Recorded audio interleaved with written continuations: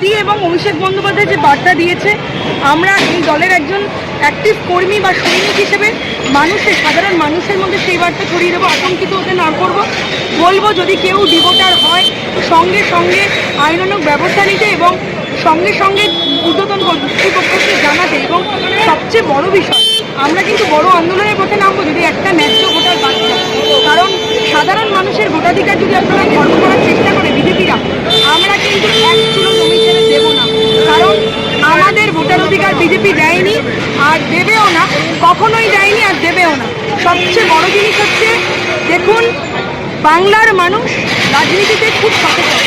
তারা জানে কে থাকলে এই বাংলার ভালো হবে, কে মন্দ হবে।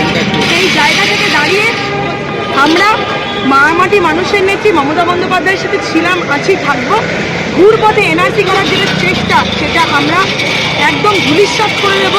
এসআইআর নাম করে অতি কম সময়ের মধ্যে যে হারে বুথগুলোর নাম ডিলিট হয়ে যাচ্ছে, তার বিরুদ্ধে আগামী দিনে অভিষেক বন্দ্যোপাধ্যায় এবং মমতা বন্দ্যোপাধ্যায় যেভাবে আন্দোলন চাইবে, আমরা রাস্তায় রয়েছি।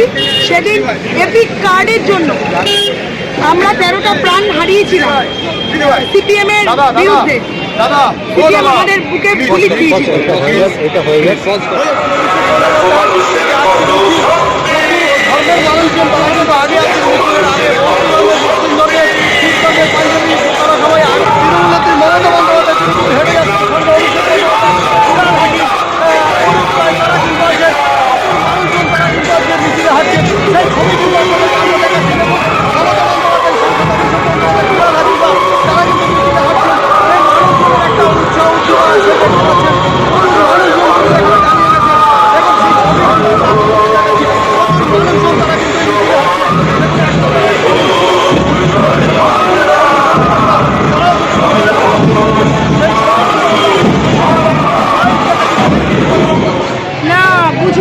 দেখুন, সরকারি চাকরি করলে কিছু প্রোটোকল মানে বিএলওর কাজ তাদের করতেই হবে সরকারি অফিসারদের।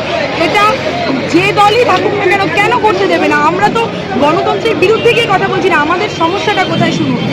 এই যে 2 মাস, এই টাইমিংটাই প্রবলেম।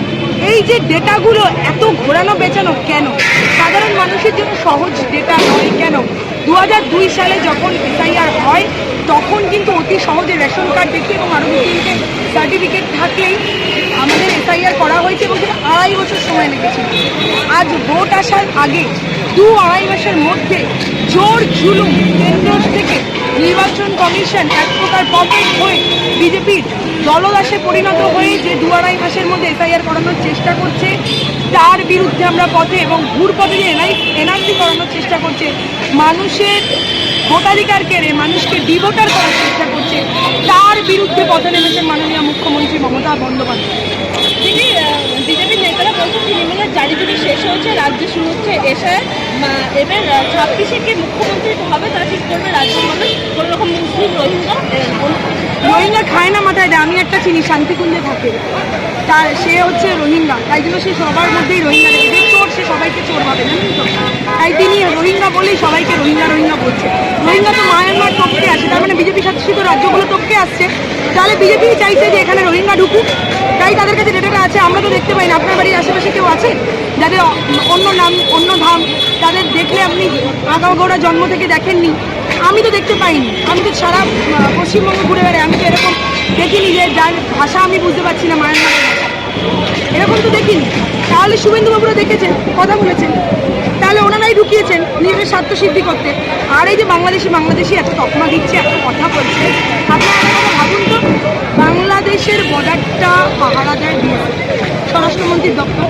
সেই স্বরাষ্ট্রমন্ত্রীর দপ্তর কেন ব্যর্থ? তার মানে নিজেদের স্বার্থে বাংলাদেশিরা কাজে লাগিয়েছে। এই বিষয়ে কথা বলবো। অমিত শাহ তিনি বিবৃতি দিয়েছেন যে বর্ডার অনেকটা, কোথাও সমুদ্র, কোথাও নদী, কোথাও পাহাড়, সেই জায়গা থেকে সব জায়গায় কাঁটাতার লাগানো সম্ভব না। কিন্তু ওনারা যদি রাজ্য সরকার আছে, তখন কিন্তু অনুপ্রবেশকারী ঢুকে যাবে। ওই ওনাদের 2000 টাকা চিপের মতো 2000 টাকার অস্তিত্বটাই রইল না। সর্ষের মধ্যেই ভূত লোকানো আছে, ওনাদের কথাতেই বোঝা যাচ্ছে। এরা আলটিমেট রাজনৈতিকভাবে না অন্তঃশাসন নয়। এই বাংলার একটা সাধারণ মানুষ যে রাজনীতিটা বোঝে, সেই বড় বড় মাথারা বিজেপির, সেই রাজনীতিটা বোঝে না।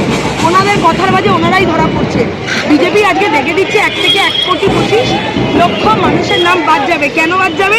আমরা ক্রোনোলজিটা একটু বোঝাই, স্পষ্ট ক্রোনোলজি। 2021-এ যখন ভোট হলো, 21-এ জিতে গেল মমতা বন্দ্যোপাধ্যায়, ভোটের ডিফারেন্স কত ছিল? 68 লক্ষ থেকে 70 লাখ মানুষ। সেটা যদি ডবল করে মাইনাস না করে তাহলে তো ওনারা অ্যাসিওর করতে পারছে না বিজেপির বাবাদের কাছে, ওই যে বলে না মোদি আমার বাবা, সেই বাবাদের কাছে বলতে পারছে না আমি এত ভোটে জেতাবো।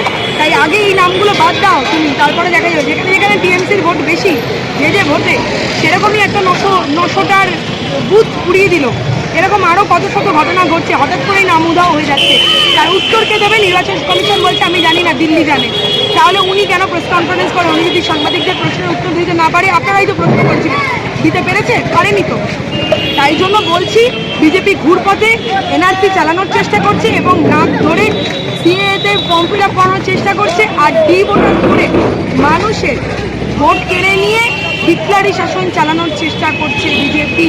তাই বাংলার মানুষ অতি সচেতন রাজনৈতিকভাবে, তাই জন্য তারা অনেক আগে থেকে পথে নেমেছে মাননীয় মুখ্যমন্ত্রী মমতা বন্দ্যোপাধ্যায়ের দেখানো পথ ধরে। তাই আমরা কোনোভাবে আমাদের ভোটাধিকার কাটতে দেব না, এবং বাংলার একটি ন্যায্য ভোটারেরও যদি নাম বাদ যায়, অভিষেক বন্দ্যোপাধ্যায় যেমন বলেছেন যে আমরা দিল্লি অবধি 1 লাখের ওপরে ভোটার নিয়ে গিয়ে ধর্নায় বসবো, সেদিন যেমন 100 দিনের টাকার জন্য ধর্নায় আমরা বসেছিলাম, আবার বসবো, এবং নিজেদের অধিকার কী করে কেড়ে নিতে হয় আমরা জানি। গণতান্ত্রিক প্রক্রিয়ায় তা দেখিয়ে দেবে আগামী দিনে এই বাংলা। চলো।